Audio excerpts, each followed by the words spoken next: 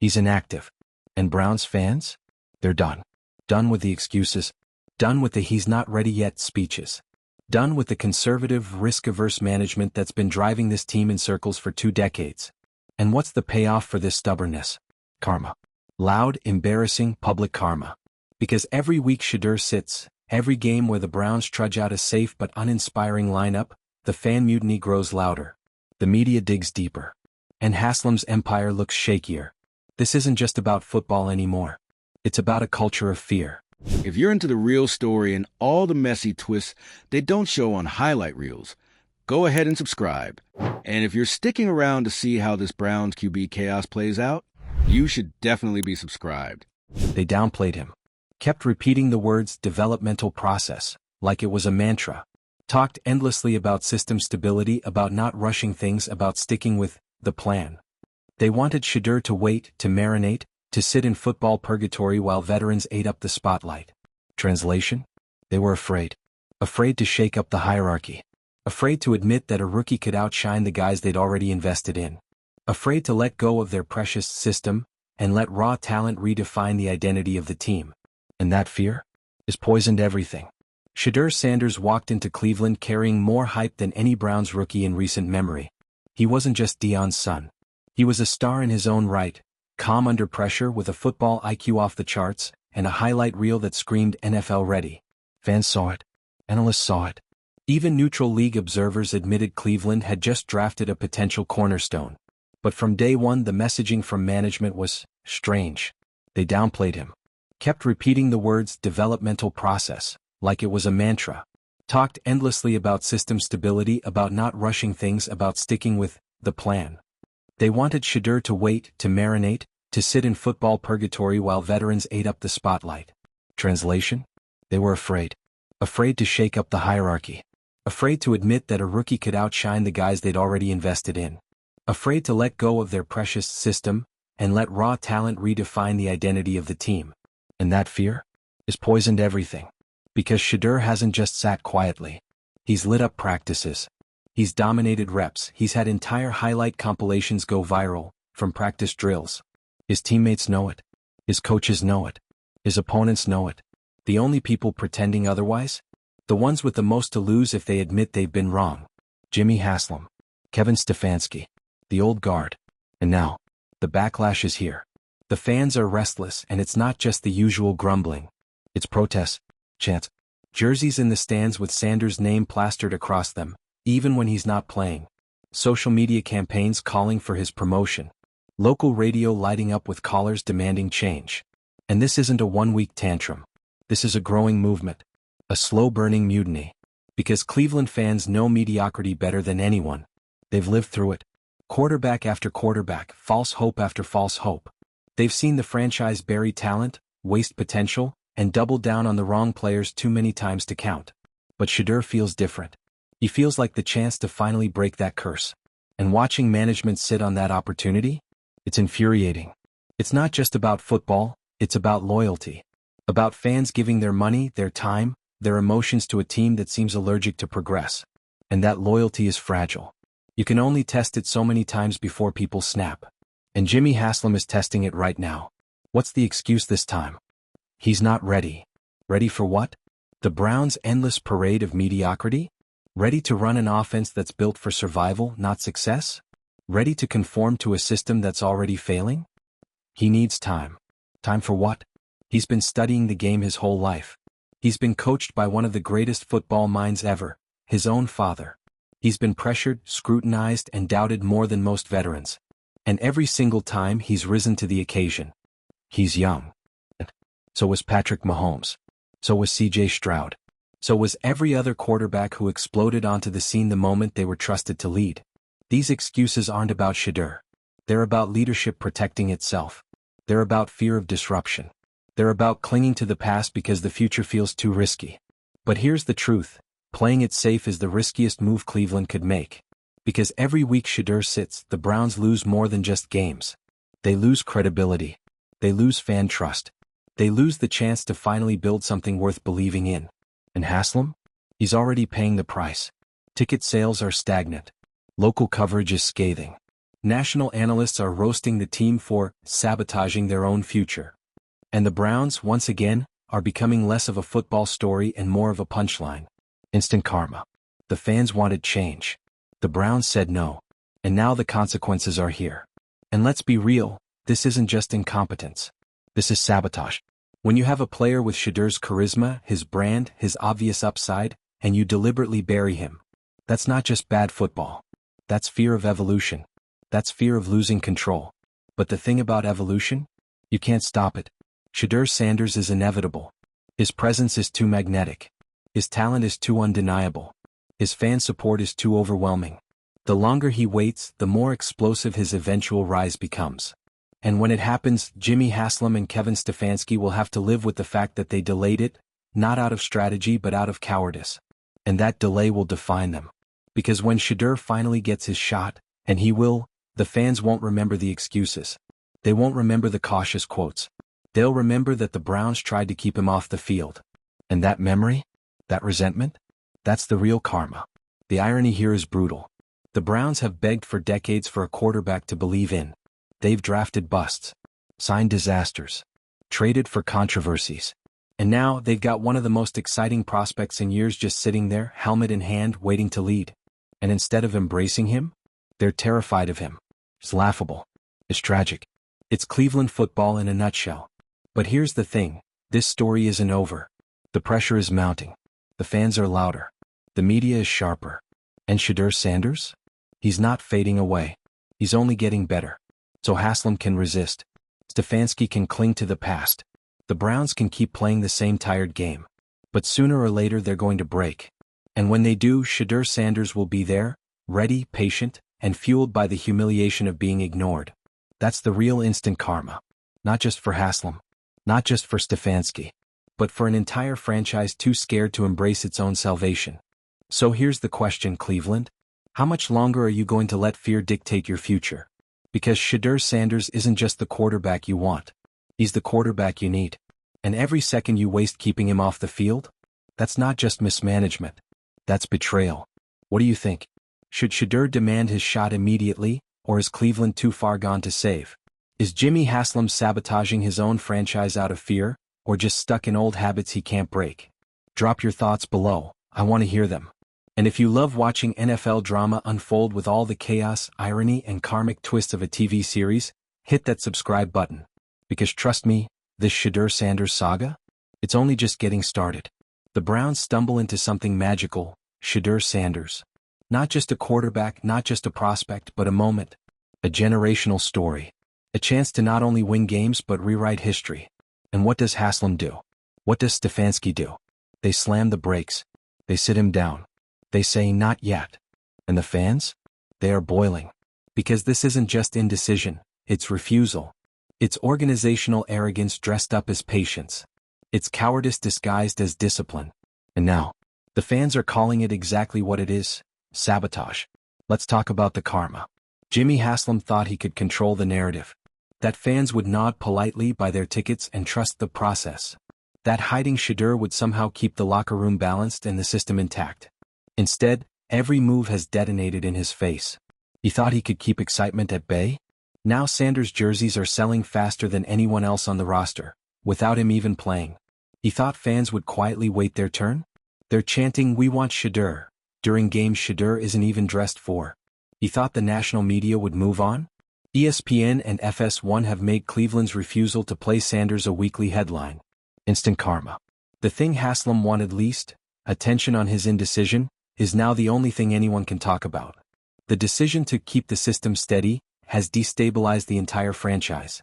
The very chaos they were trying to avoid has exploded tenfold, because the Browns didn't just say no to Shedeur, they said no to hope. And Cleveland fans are done living without hope. Here's the dirty secret about NFL franchises. Sometimes it's not about winning games. It's about winning hearts.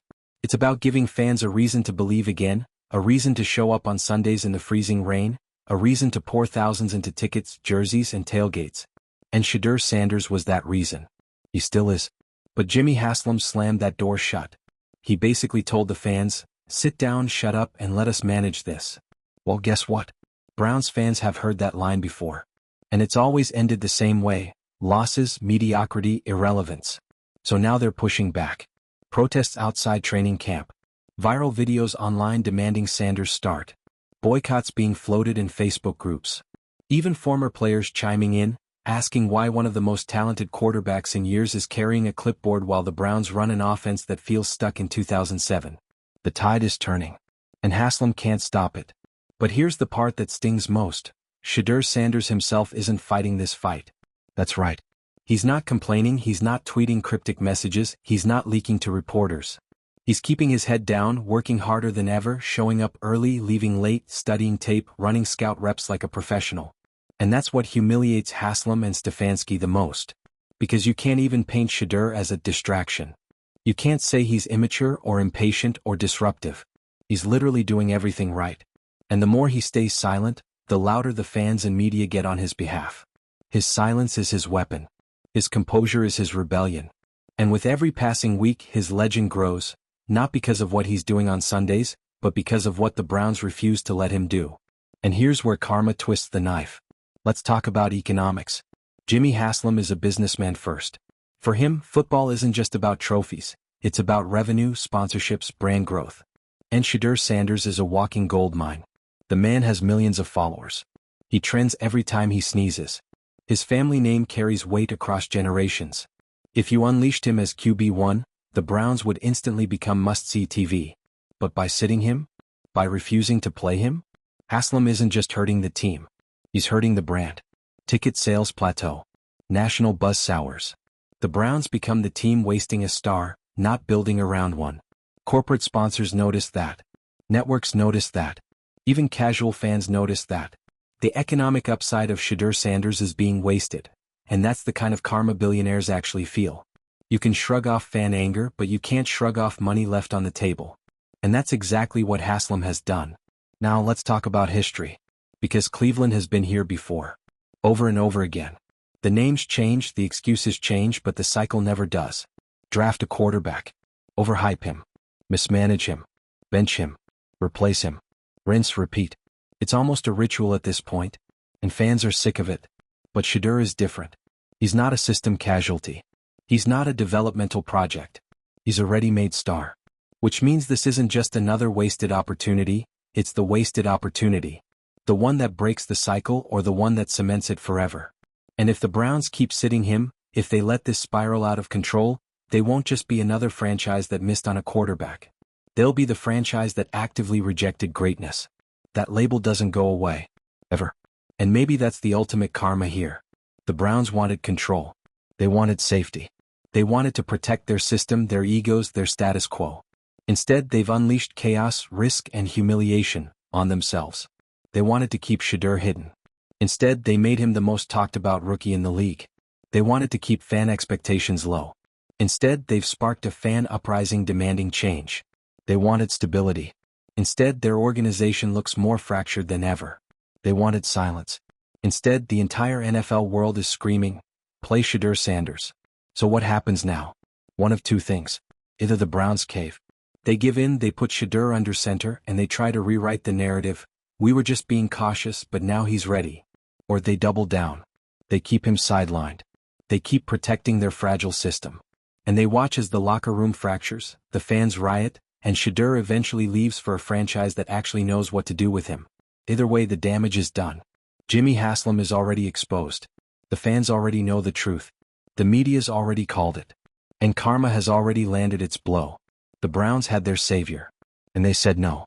Shedeur Sanders wasn't just another draft pick, he was lightning in a bottle.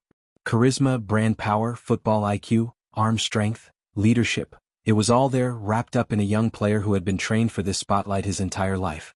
He was the rare blend of readiness and potential that most franchises would trip over themselves to unleash. And what did the Browns do? They shoved him into the shadows, slapped a developmental project label on his back, and told the fans to be patient. But patience is gone now.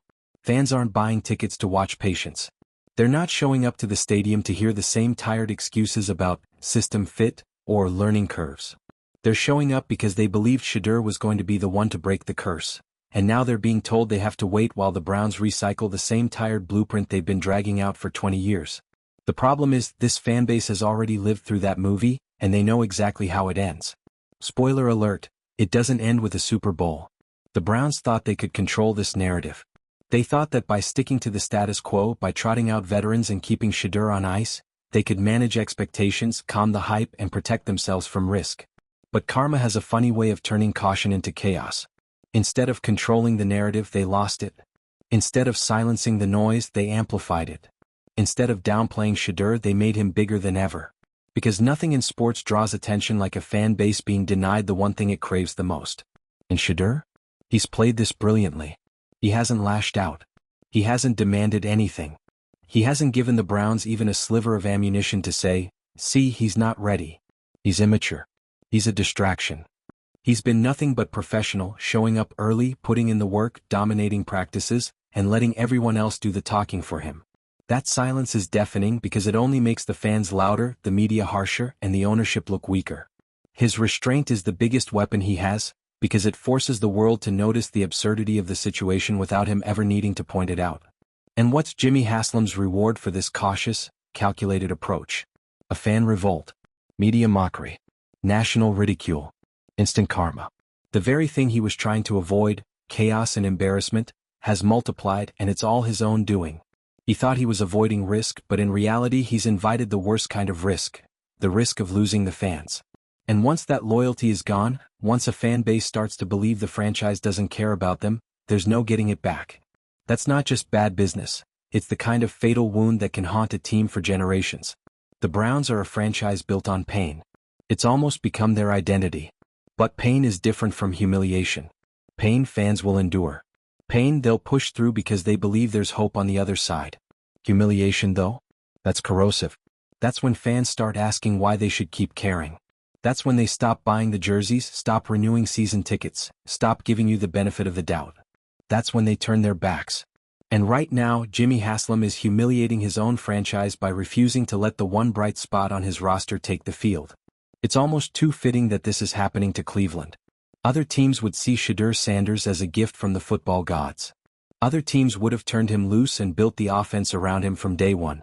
But Cleveland, in classic Cleveland fashion, saw a golden opportunity and decided to hide it in the basement because it didn't fit their pre-approved formula.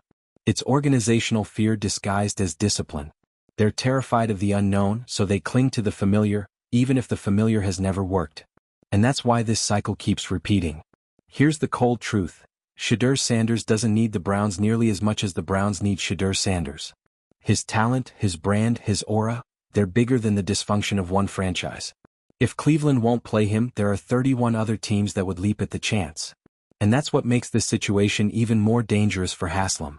Because if he keeps playing this game, if he keeps refusing to unleash Sanders, he risks losing him entirely. Imagine Shedeur in a Cowboys uniform or a Falcons jersey, or running the show in Las Vegas. Imagine the highlight reels, the primetime buzz, the jersey sales. Now imagine Cleveland being remembered not as the team that drafted him, but as the team that wasted him. That's not just karma, that's legacy-shattering incompetence. And here's where it gets really ugly for Haslam. Because this isn't just about football anymore, it's about business. It's about money. Shedeur Sanders is a marketing dream. He's a ticket-selling machine. He's a sponsorship magnet. Every second he spends on the bench is a second the Browns are throwing away millions in potential revenue. You don't just sit on that kind of asset. You don't bury it under excuses. You use it. You showcase it. You let it drive the brand. That's how you build relevance. That's how you build loyalty. That's how you turn pain into purpose. Instead, the Browns are doing the opposite. They're alienating fans, tanking their own momentum, and proving, yet again, that they're too scared to get out of their own way. The instant karma here isn't just that Haslam is being roasted by fans and media. It's that his refusal to play Shedeur has made Shedeur even more powerful. He's not just a quarterback anymore, he's a symbol. A symbol of everything the fans want and everything the Browns refuse to give them. Every week Sanders sits, his myth grows. Every excuse the Browns offer only makes the fans angrier. Every denial turns into another headline. Haslam's refusal to embrace change has made Shedeur the very embodiment of change. And that's the thing about symbols, they don't go away. They get stronger. They outlast owners, outlast coaches, outlast entire regimes. One way or another, Shedeur Sanders is going to have his moment. The only question is whether it happens in Cleveland, or whether Cleveland once again becomes the franchise that let history slip through its fingers. So where does that leave us? With a fan base that's furious, a roster that's restless, a media circus that isn't going anywhere, and a quarterback who has already won without even stepping on the field. The Browns can't win this fight. They can delay it, they can drag it out, they can humiliate themselves further, but they can't win. Because Shedeur Sanders is inevitable. And the more they resist him, the more obvious it becomes that they're the ones holding the team back. That's the instant karma of Jimmy Haslam's decision. The humiliation he thought he was avoiding has arrived anyway, louder and more destructive than if he'd just handed Sanders the keys from the start. And now, every path forward looks worse than the one he refused to take. So what do you think? Should Shedeur Sanders finally demand his shot, or keep waiting while the Browns stumble over their own fear? Is Jimmy Haslam guilty of sabotaging his own team, or just stuck in a mindset too outdated to save? And how much longer will Cleveland fans tolerate this cycle before they walk away completely? Drop your thoughts in the comments, and if you want to follow every twist, every meltdown, and every ounce of drama from the NFL's most cursed franchises, hit that subscribe button. Because Shedeur Sanders may be stuck on the bench today, but mark my words, his moment is coming. And when it does, it won't just change the Browns. It's going to change the entire league.